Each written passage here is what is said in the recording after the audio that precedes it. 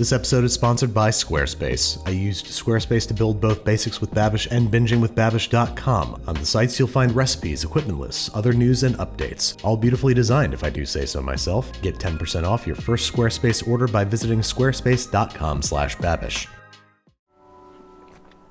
俺いつかあの町に行くんだ。こんなとこ絶対にやめてやる。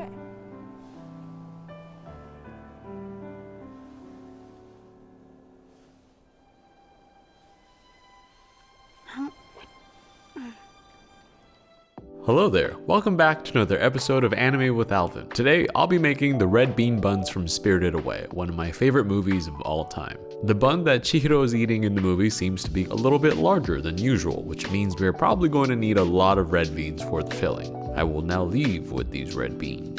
Making a sweet red bean paste is quite simple. 2 cups of these adzuki beans will now go into a pressure cooker, along with 6 whole cups of water. This gets cooked on high pressure for about 30 minutes until the beans have softened. That's going to take some time, so I'll get started on the bun itself, which seems to be a larger version of a steamed red bean bun commonly found in Asian bakeries or restaurants. In a stand mixer, in goes 560 grams of plain flour, 11 grams of instant dry yeast, half teaspoon of salt, a teaspoon of baking powder, 30 grams of sugar, 30 grams of oil, and 320 grams of whole milk. This gets kneaded on medium speed until the dough has become a little shaggy. I like to ensure the dough is a bit more cohesive with my hands before then putting it back into the mixer and letting the machine do the rest of the work. What should emerge is a somewhat soft and milky white dough ball, which gets more of the manual hand labor treatment, kneaded until rotund and smooth all around, just like a baby's butt. The little dough baby now goes into a large bowl covered with plastic wrap and allowed to rest for about 1 hour. Now that the red beans are done pressure cooking, they get drained to remove excess liquid and dumped into a food processor and blended until as smooth as possible. Once the red beans are all pulverized, it gets passed through a fine mesh sieve, which will be painstakingly difficult to push through.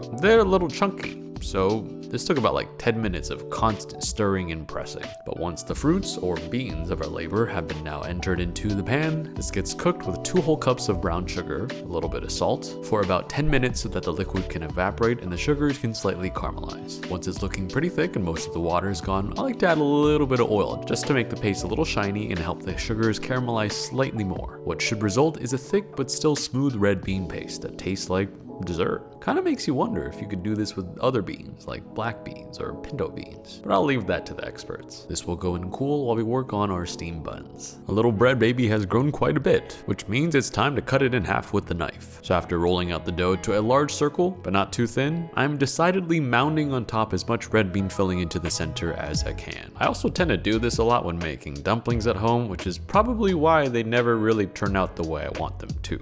Let's just say when they're done cooking, you know which one I made because there's water in it, or there is no filling at all because it has exited the wrapper. Let's pray it does not happen this time. After realizing the dough is slightly too big for the filling, which never happens in my life, I'm cutting a thin circle around it and folding over the sides on top. Now I'm really getting deja vu to my dumpling making days, from which I have learned when in doubt just keep pinching and hope that it does not explode. Once all the weird edges are tucked into the butt, the rather large bun gets placed into a steamer basket, lined with a circle of parchment paper. This process gets repeated one more time with the remaining dough and remaining filling, until we have potentially 2 quite large steamed red bean buns. It's time to move over to the stove, which I have a pot of water boiling. So, after the steamer baskets are carefully balanced on top of each other, this steams for quite a long time, a total of 25 to 30 whole minutes. I checked every 10 minutes to see how they were doing, and as you can see, the middle tends to cook a little bit slower than the edges, so it was important to give these enough time so that we didn't have any raw dough or filling in the middle. But once the dough started to show resistance when poked, just like me, I took that as a sign that our buns are done. Onto the table they go, unveiled and allowed to cool so that the steam of death can escape. It's always a dangerous game opening steamer baskets because you need to touch it, but you also need to exit your hand as quick as possible to be faster than the steam rising out of it. Although these buns are not as giant or fluffy as in the anime, they look pretty good and quite large compared to the normal sized ones. And be careful, these are still extremely hot. I can't really feel anything in my hands anymore, so it's time to go eat.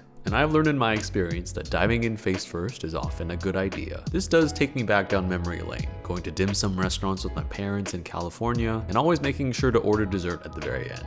The bun is fluffy, it's warm, the filling is sweet but not too sweet, and eating something like this definitely fills you with a huge sense of comfort, which is why I'm guessing it was something that Chihiro really needed in that spirit world. When you're somewhere far from home and you feel very alone, there's nothing like eating something warm and comforting to bring you back. And that is exactly what this is for.